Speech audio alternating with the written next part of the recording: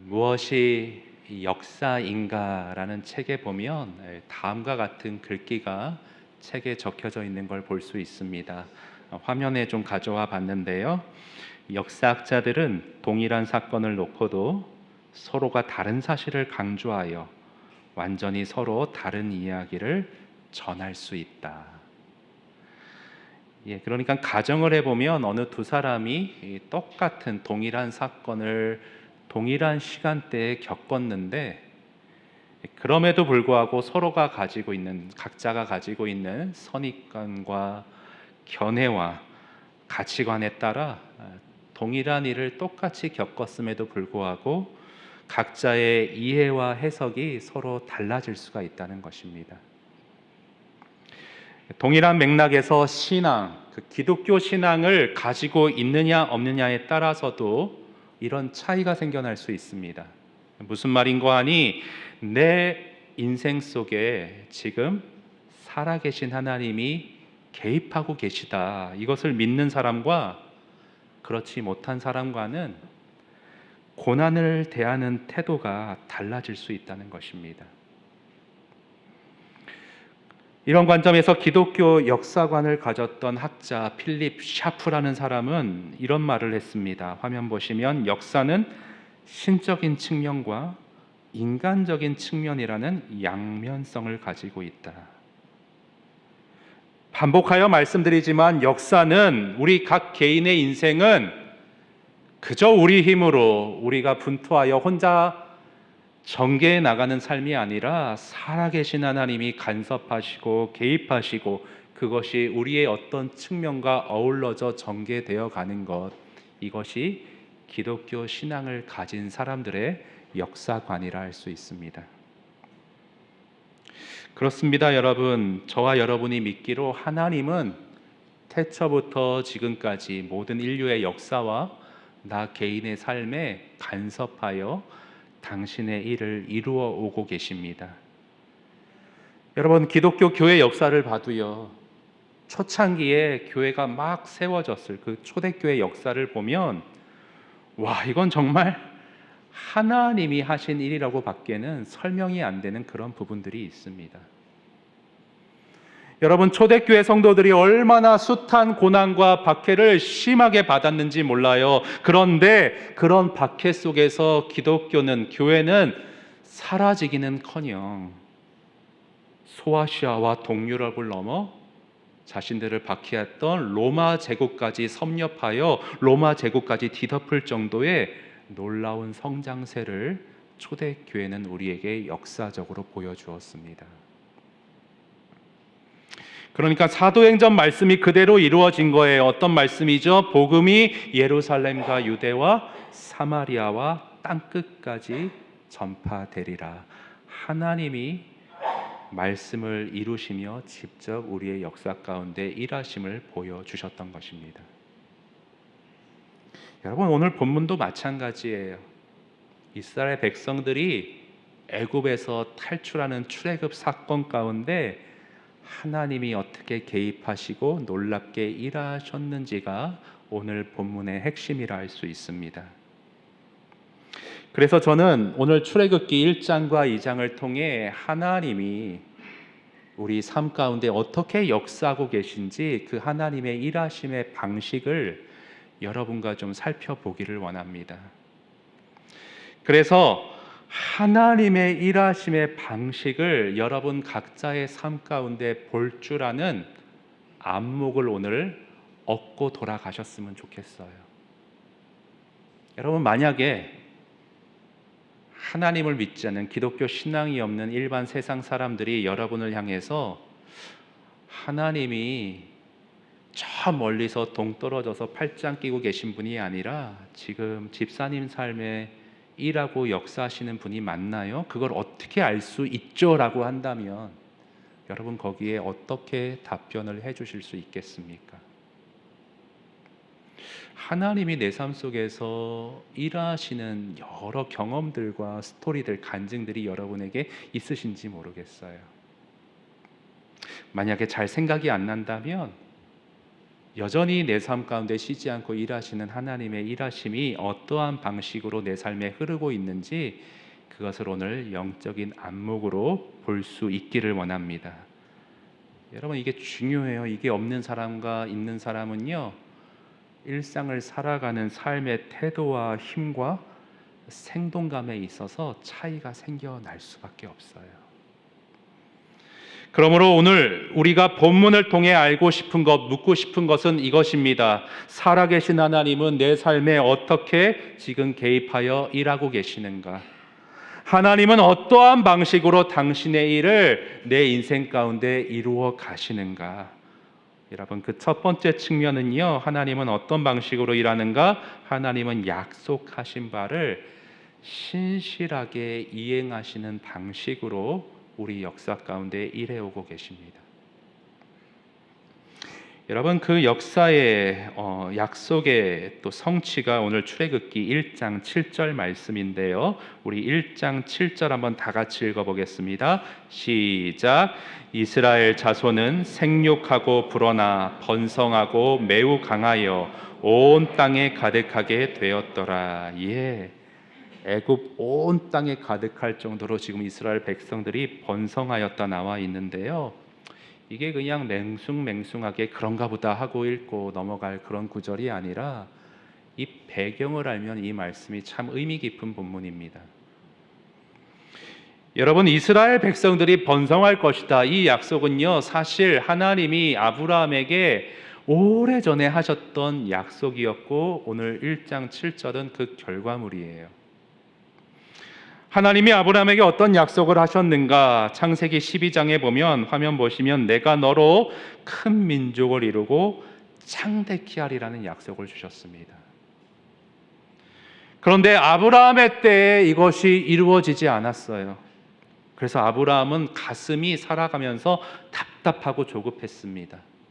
하나님이 약속은 해주셨는데 이루어질 기미가 보이질 않는 거예요. 그래서 15장 2절 같은 데 보면 좀 한탄 비슷하게 이런 말을 하는데 아브라함이 이르되 주 여호와여 무엇을 내게 주시려 하나이까? 나는 자식이 없사오니 다른 양자를 구해야 되는 것 아닙니까? 여러분, 2절에 묻어나 있는 아브라함의 감정을 조금 더 적나라하게 제가 표현을 해보면 하나님, 아직까지도 어떻게 자식이 없습니까? 약속하신 거 대체 언제 이루어 주시는 겁니까? 그렇게 따지듯이 한탄하는 뉘앙스가 2절이라 볼 수 있습니다. 그러면 하나님이 아브라함아 이렇게 해줄 거야 설명을 해줘야 되는데 계속 현실과 동떨어진 얘기만을 좀 생뚱맞게 하세요. 여러분 15장 5절 이어보시면요, 한번 같이 읽어보겠습니다. 시작. 그를 이끌고 밖으로 나아가 이르시되 하늘을 우러러 무뼈를 셀 수 있나 보라. 또 그에게 이르시되 내 자손이 이와 같으리라. 지금 자녀가 한 명도 없는데 하늘의 무별과 같이 네 자손들이 많아질 거야. 답답하죠. 이게 정말 맞는가 싶기도 하고, 하나님의 말씀과 약속과 현실이 괴리가, 간격이, 차이가 느껴지는 그런 상실감이 들었을 것 같습니다. 여러분, 근데 오늘 우리 삶에도 이와 같은 일이 종종 우리 현실에서 부딪혀 오곤 합니다. 하나님이 성경에 보면 분명히 내 안에서, 내 삶 가운데에서 일하신다라는 약속이 성경에 나와요. 여러분 빌립보서 1장 6절 말씀인데요, 같이 한번 읽어봅니다. 시작. 너희 안에 착한 일을 시작하신 이가 그리스도 예수의 날까지 이루실 줄을 우리는 확신하노라. 예, 여기서 착한 일을 하신다고 나와 있어요. 여기서 착한 일은 뭐냐? 하나님이 우리에게 베풀어 주신 구원의 선한 일. 자, 구원의 그 시작하신 일을 그리스도 예수의 날, 그러니까 예수님이 재림하실 때에 구원의 완성, 구원의 성숙, 성화를 우리 안에 다 이루어 줄 것이다, 성장시켜 줄 것이다, 그러한 약속을 바울을 통해 우리에게 계시해 주고 계십니다. 그리고 그렇게 마지막 날 우리가 성화되어질 그 모습의 완성은 무엇이냐? 이어지는 11절에 그게 언급되어 나오는데요. 예수 그리스도로 말미암아 내 안에 의의 열매가 가득 차고 하나님의 그래서 내가 영광과 찬송이 되는 영화로운 존재가 되는 것이 우리 구원의 완성의 모습이라 일러주십니다. 그런데 여러분, 오늘 내 모습, 내가 살아가는 삶의 흔적들을 이렇게 가만히 말씀과 비교해 보세요. 영광의 찬송이 되는 자리로 여러분 지금 단계를 밟아가고 계신 것 같으세요? 의의 열매가 내 안에 가득 차오르는 게 점점 완성되어 가신다고 그렇게 보이세요? 안 그러실 거예요. 영광은커녕 하나님께 누가 되는 모습은 아닐까. 의의 열매도 부분적으로 있지만 세상의 세속의 열매, 하나님이 원치 않은 삶의 열매들이 내 일상에 더 많이 맺어지는 것은 아닌가. 그렇게 좀 절망이 되실 것입니다. 아브라함하고 비슷하죠. 자녀가 지금 하나도 없는데 성경은 하늘의 별과 같이 많아지리라. 굉장히 내 삶과 동떨어진 얘기를 하는 듯이 느껴집니다. 대체 왜 이런 괴리와 차이와 간격이 생겨나는가? 여러분, 하나님의 일하심의 방식을 우리가 잘 이해하지 못해서 그런 측면이 있어요. 무슨 말인가 하면 하나님은요, 당신이 하신 성경에서 말씀하신 그 약속을 지금 신실하게 계속적으로 이행해 나가고 계세요. 그런데 우리가 잘 몰라요. 하나님이 무엇을 통해 어떤 방식으로 어떻게 일하시는지를 몰라서 그 일하심을 놓치고 살기 때문에 하나님이 내 삶 가운데 개입하시는가 역사하시는가 긴가민가한 애매한 상태가 되는 것입니다. 그래서 이어지는 두 번째 대지를 볼게요. 하나님은 어떻게 우리 삶 가운데 어떤 방식으로 일하시는가? 두 번째 대지도 같이 읽어볼까요? 시작. 하나님은 고난과 역경을 통해 당신의 자녀들을 고난과 역경을 통해 길러내신다. 여러분, 우리가 구원의 완성으로 이렇게 빚어져 가고 성숙해 가는 모습은요, 무슨 태권도 배우듯이 피아노 레슨 하듯이 전날과 다르게 다음 날이 발전해 있고 이렇게 층층이 이렇게 점진적으로 올라가는 것이 아니라요, 이렇게 곡선 그래프예요. 떨어졌다가 그것을 계기로 좀 올라갔다가 또 절망했다가 조금씩 올라갔다가, 우리가 이렇게 직선 그래프로 쭉 일관되게 성장하잖아요. 그럼 어떤 현상이 벌어지는 줄 아세요? 교만해져요.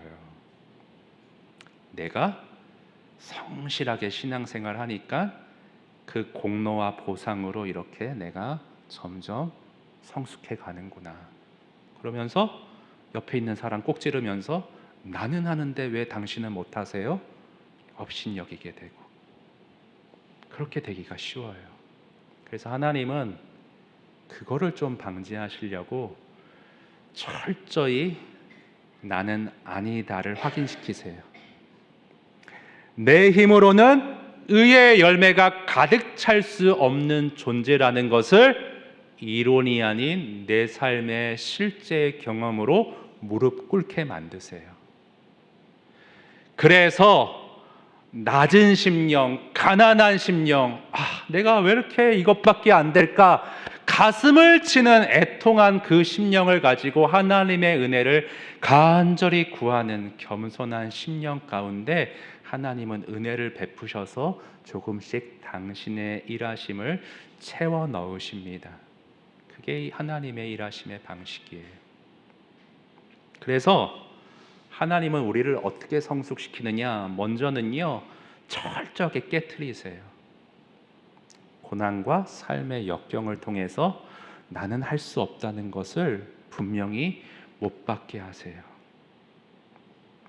인생이라는 거대한 문제의 벽 앞에 나는 한없이 무력한 존재라는 걸 인정하게 만드세요. 역경을 통해서 내 힘이 아닌 오직 하나님께 엎드려야 되는구나. 그분 앞에 철저히 무릎 꿇으며 의지하며 살아가야 되는구나. 내 안에 선한 것이 없구나. 고백하게 만드세요. 이 기독교 신앙의 진실한 초석을 다져가시고 완성으로 이끌어 가시는 하나님의 일하심을 우리가 일상 속에서 볼 수 있어야 됩니다. 괜히 고난이 오고 어려움이 계속 이어지고 내 팔자가 왜 이런가 이게 아니라 하나님이 일하시는 방식에 그 목적하신 지향점이 있기 때문에 내일 일상 가운데 이런 일이 이어지고 이 가운데 내가 하나님이 내 안에 이루고자 하시는 완성하고자 하시는 일하심을 볼 줄 알고 붙잡고 살아야 하나님의 일하심을 놓치지 않고 살아갈 수가 있습니다. 하나님은 고난과 역경을 통해서 철저히 하나님만 의지하는 기독교 신앙의 초석을 내 안에 다져가세요. 여러분, 그게 고린도후서 말씀에 나와 있는데요. 1장 8절 말씀 우리 한번 같이 읽어보도록 하겠습니다. 시작. 형제들아, 우리가 아시아에서 당한 환난을 너희가 모르기를 원하지 아니하노니 힘에 겹도록 심한 고난을 당하여 살 소망까지 끊어지고 우리는 우리 자신이 사형 선고를 받은 줄 알았으니 이는 우리로 자기를 의지하지 말고 오직 죽은 자를 다시 살리시는 하나님만 의지하게 하심이라. 아멘. 하나님은 이 일을 이루기 위해 우리 안에 우리 인생 가운데 고난을 허락하십니다. 오늘 본문에서도 마찬가지예요. 하나님의 일하심의 이 방식이 그대로 나타나 있거든요. 여러분, 거기 오늘 본문 1장 8절 이하 14절을 눈으로 쭉 한번 훑어보시기 바랍니다. 세월이 흘러서 요셉을 알지 못하는 새 왕이 나타났습니다. 근데 이 왕이 어느 날 보니까 이스라엘 자손의 수가 너무 많아진 거예요. 자칫 저 사람들 들고 일어나 전쟁이라도 일으키면 우리 애굽이 위태해질 수 있겠구나. 생각이 여기까지 미치니까 왕은 그때부터 이스라엘을 막 괴롭히기 시작합니다. 근데 거기 12절에 재미나고 참 위안이 되는 표현 하나가 나옵니다. 12절 보실게요. 그러나 학대를 받을수록 더욱 어떻게 됐다고요? 번성하여 퍼져나갔다고요. 하나님이 사용하시는, 하나님이 우리 인생 가운데 허락하시는 고난이요, 우리를 막 짓눌러서 우리를 소멸시키는 게 아니라 하나님은 그 모든 역경을 사용해서 우리를 더욱 번성하게 완성시켜 나간다 말씀하고 계신 것입니다. 여러분, 만약에 상상을 해보겠습니다. 이스라엘 백성들에게 아무 역경과 고난이 없이 계속 그들이 애굽에서 번성해 나갔다면 어떠한 모습으로 애굽에서 살아갔을까 한번 상상을 해보세요. 애굽에서 안정이 되고 지위가 생기고 애굽 사람들과 어깨를 나란히 하면서 남부럽지 않게 살아가게 되었다면 과연 이스라엘 백성들은 애굽에서 하나님 나라의 백성답게 살아갈 수 있었을까? 저는 아니라고 생각합니다. 아마도 애굽 사람들과 교류하고 친밀해지면서 그들 문화에 함께 동화되어 가고 섞여 들어가면서 하나님 나라 백성으로서의 정체성이 희석되어 갔을 것입니다. 그런데 하나님은 그들을 그렇게 내버려 두지 않으시고 고난과 역경을 통해서 그들로 하여금 애굽을 빠져나오게 하셨습니다. 애굽에서의 삶이 너무 괴로우니까 나오게 된 거예요. 그리고 애굽을 탈출한 그 백성들을 어디로 이끄시느냐? 광야로 이끄셨습니다. 광야에서 뭐를 훈련시키셨어요? 오직 하나님만을 붙들고 하나님을 의지해서 살아가도록 그들 가운데 일하시고 역사하셨습니다. 그런데 여기서 주의할 게 하나 있어요, 여러분. 하나님만을 의지해야 한다고 강조하면요, 반대 극단으로 튀어버려요. 하나님을 의지해야 되는구나, 나는 아무것도 아니구나, 그러면 나는 그냥 목석같이 뻣뻣하게 서 있어서 하나님께 다 맡기고 살아가야 되는구나. 미묘하게 잘못된 방향으로 이렇게 빠지기가 쉽습니다. 여러분, 성경을 항상 균형 있게 잘 이해하셔야 되는데, 성경은 뭐라 말씀하시냐면 기본적으로 중심적으로 하나님을 철저히 의지하고 엎드려라 말씀하시면서, 동시에 하나님을 의지하는 가운데 내가 할 수 있는 최선을 다하며 살아가라라고 우리에게 말씀해 주십니다. 그게 오늘 본문이에요. 여러분, 15절 1장 15절 보시면요, 히브리 산파 십부라와 부하라는 사람이 나와요. 근데 아주 참 참혹한 상황에 처해 있었죠. 애굽 왕이 이스라엘에 태어난 남자아이를 그 자리에서 다 죽게 만듭니다. 자, 이 참담한 상황 앞에서 산파들 시브라와 부하는 어떻게 대처하는가? 하나님이 당신이 택한 백성들에게 구원의 일을 가나안 땅으로 인도하신다고 했으니, 이러한 상황 가운데 우리는 그냥 애굽 왕의 명령 따라도 하나님이 주권적으로 다 일을 이루시겠지 뭐. 왕의 명령 거역했다가 사형당하면 어쩌려고. 무리할 필요 뭐 있어. 하나님께 맡기고 우리는 그냥 이 세대에 순응하여 살아가면 그만이지 뭐. 이런 식으로 시브라와 부하가 반응하지 않았어요. 여러분, 오늘 어떻게 했습니까? 왕의 명령을 어기고 거짓말까지 합니다. 거짓말을 잘했다는 얘기 아니에요. 그러나 생명을 몰살하는 일이 하나님의 뜻이 아닌 것을 알았기 때문에 그들은 목숨을 걸고 왕의 명령을 거역해 가면서까지 치열하게 머리를 써서 하나님의 뜻을 이루기 위한 그 방법으로서 거짓말을 그 상황 가운데 어쩔 수 없어서 그렇게 동원하여 했던 것입니다. 그리고 성경은 말씀하시기를 하나님은 그들의 그런 최선을 통해 그 상황 가운데 당신의 뜻을 이루어 가셨다 말씀하세요. 여러분, 그래서 하나님을 철저히 의지하고 믿음과 동시에 내가 그 안에서 해야 되는 최선을 다하는 것이 하나님의 일하심을 이루는 우리의 자세일 텐데, 그것이 세 번째 대지입니다. 하나님 어떤 방식으로 일하시냐? 같이 읽어봅니다. 시작. 하나님은 당신께 모든 것을 맡김과 동시에 최선을 다하는 자에게 일하신다. 여러분, 사실 이 원리 너무나도 상식적이고 당연한 거예요. 여러분, 하나님은 경우에 따라 자연 법칙을 초월하여 일하기도 하시지만 일반적으로는 당신이 만든 자연 법칙 속에서 일을 하십니다. 예를 들어 드릴게요. 여러분, 옛날에 우리 교회 어른들 중에 그런 분들이 있었습니다. 오늘 교회 차량 운행 광고했는데, 운전대, 그러니까 운전하기 전에 꼭 운전대 앞에 이렇게 머리를 대고 엎드리고 기도하고 출발하는 집사님들 계셨어요.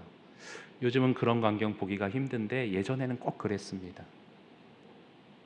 여러분, 근데 정말 운전대를 잡고 하나님이 안전하게 지켜주시기를 기도했다고 쳐보세요. 그런데 그리고 나서 막 과속을 해요. 신호 위반해요. 하나님이 안전하게 지켜주실 수 있을까요? 상식적인 거잖아요.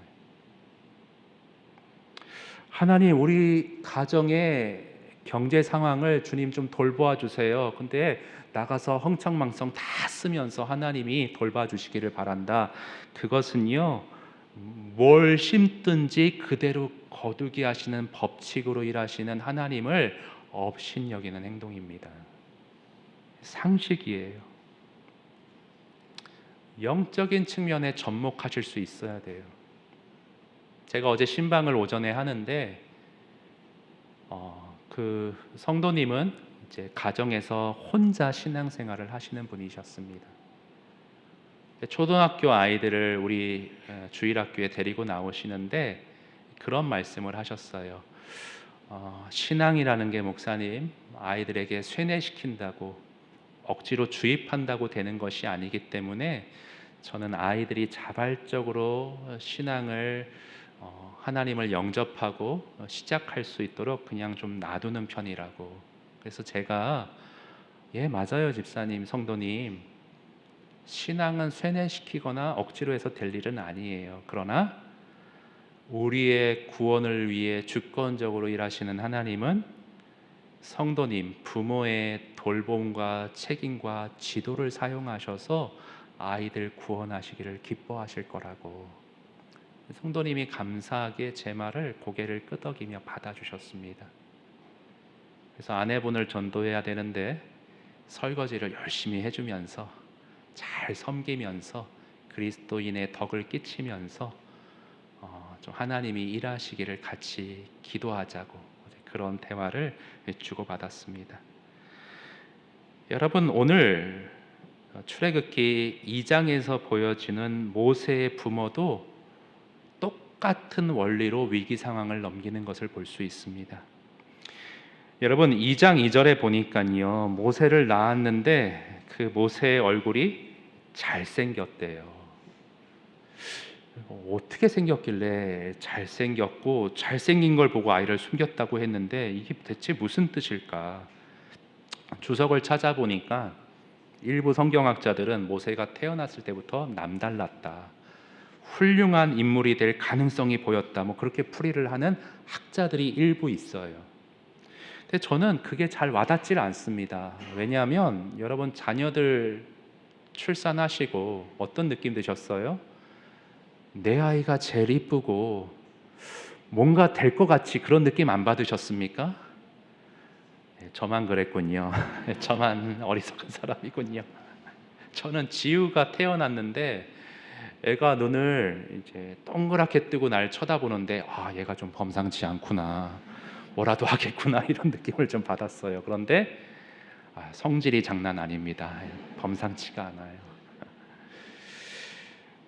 그런데 다른 성경학자들은 그냥 잘생겨서 얘를 숨기고 키우고 그게 아니라 영적인 의미가 있다고 그렇게 해석을 합니다. 그 근거가 뭐냐면 사도행전 7장 20절 말씀인데요. 화면 보시겠습니다. 때에 모세가 낳는데 누구 보시기에 아름다운지라? 하나님 보시기에.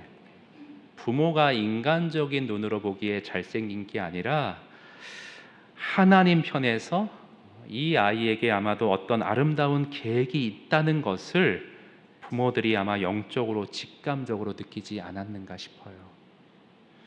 그래서 어찌되었건 아이를 숨겼는데 우는 아이 입을 막 억지로 틀어막을 수도 없고 한계가 있어서 더 이상 숨길 수 없어서 나일 강가로 아이를 떠나보내기로 결심을 합니다. 그런데 이 과정을 잘 보시면, 성경을 잘 관찰해 보시면 모세 부모가 이렇게 하지 않았어요.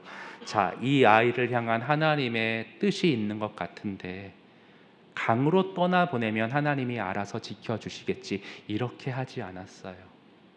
3절 뒷부분을 자세히 보시면 무척이나 세심하게 갈대 상자의 방수가 되도록 역청과 나무 진을 치밀하게 칠하는 모습을 보여주고 있습니다. 하나님을 신뢰하지만, 하나님이 지켜주실 걸 믿지만 내가 할 수 있는 최선을 다하는 거예요.